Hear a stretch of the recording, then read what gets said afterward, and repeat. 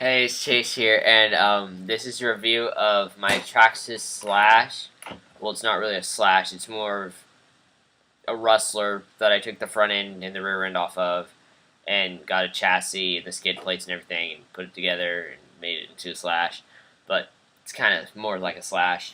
But here's my body, like sand body. It's done. It's seen lots of better days. I had to take the front off, and it's pretty much shot. But here is the Slash two-wheel drive. It's in two pieces right now. Here's the other part, because I was driving around at my track, and I broke the skid plate, so I need to buy another one. And while I was there, the hobby shop caught on fire, and I wasn't able to buy another one, so we have to go tomorrow. We have to go tomorrow or another day or sometime. But yeah, well, let's start off with the motor. This came with the Valeon system motor, which is a pretty good motor. I think it has like 4,500 kV, something like that. Pretty good motor. It's like the standard size, 440 size, I think. Something like that.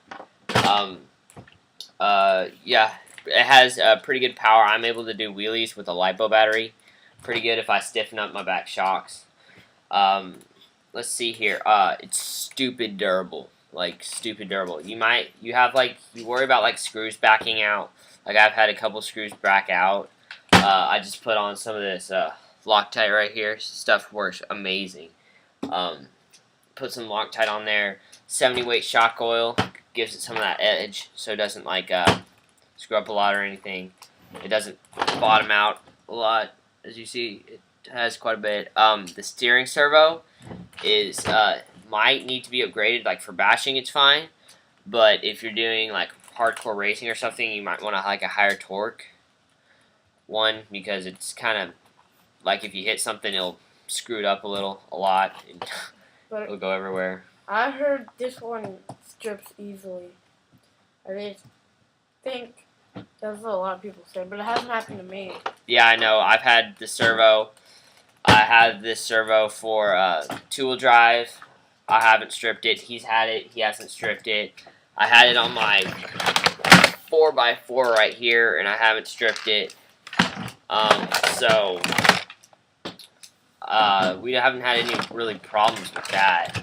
But I mean, it's whatever. But you could change it if you're racing. You need to change it. Like, it's a must to change it. Like, get a good $50 Metal Gear high torque. Perfect. That's all you need. But you never race a Slash. Yeah, you should. If you race a Slash, you do a lot of converting to it, and it's not a Slash at that point. It's what it is.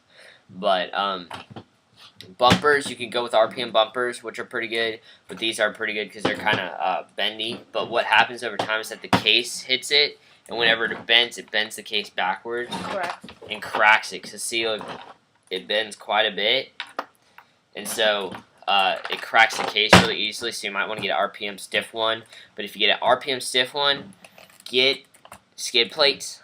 Those help a lot.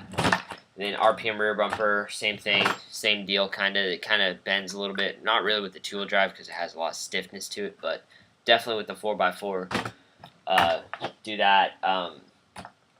Crankshafts are pretty good. I've had a problem with these little hexes right here, these 12mm hexes.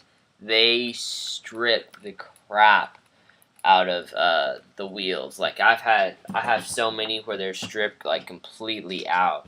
Like this one's just like stuck in there, kind of. That one, the hex is just stayed stuck in there. But and this one's starting to strip actually. This one's starting to strip out a little bit, but I'll need to do. Oh, and these are good tires and rims. I think they're Double D's by Proline or J Concept. J Concepts Double D's green. And then the rims are Prolines. Yeah, the rims are Prolines, but those are pretty good rims. I don't know how this happened. There's a freaking hole in it. I don't know how that happened, but whatever it did. Good compound, good for racing. Shocks, you might want to change out to like big bore or something, and definitely shock springs, because the springs, like especially if you have the ones that are gradual, like they have the first parts are like squishy, but then like when you get to the center, it's like really hard. That you need to change out because it doesn't give you quite as good performance as you need. Again, the bulkhead in the front, right there, the bulkhead. He's had a lot of trouble with that. He's breaking it so much with the RPM front bumper since he got it. He's had a lot of trouble with that. Curbs just shatter it and everything with the screws. So you might want to get like an STRC, like aluminum bulkhead, kind of take care of that. And let's see, what else is there? This radio's pretty good. TQI, right? Yeah, it's the TQI Top Qualifier. Their new radio that's all. I think it's standard now. Yeah, I think it's standard with their trucks now. Instead of the Link one, I mean that one was pretty cool, but they have the new TQI, and then this whole bottom part separates to create a docking space and everything. I've had this truck for a while, and I mean, all around it's a good truck. I mean, it had a 4x4, and I love that truck. It was stupid fast. But Mine's still faster. yeah, but because you have a castle system. But what it did is the 2-cell. It would take. I would use two cells, and he would use one.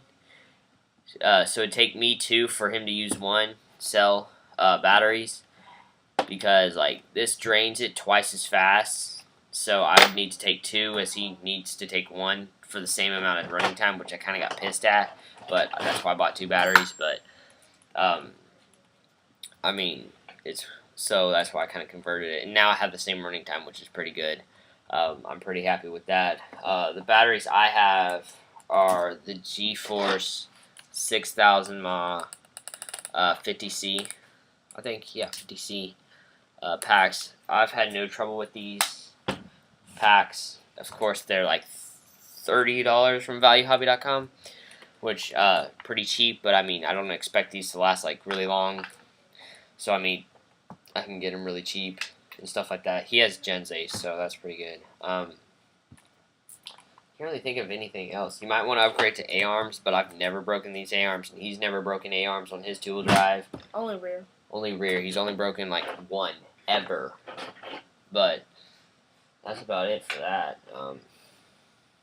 Use Loctite. You need Loctite, because especially if you use a lot of screwing on, screwing off. Don't you need Loctite. Don't use it a lot though.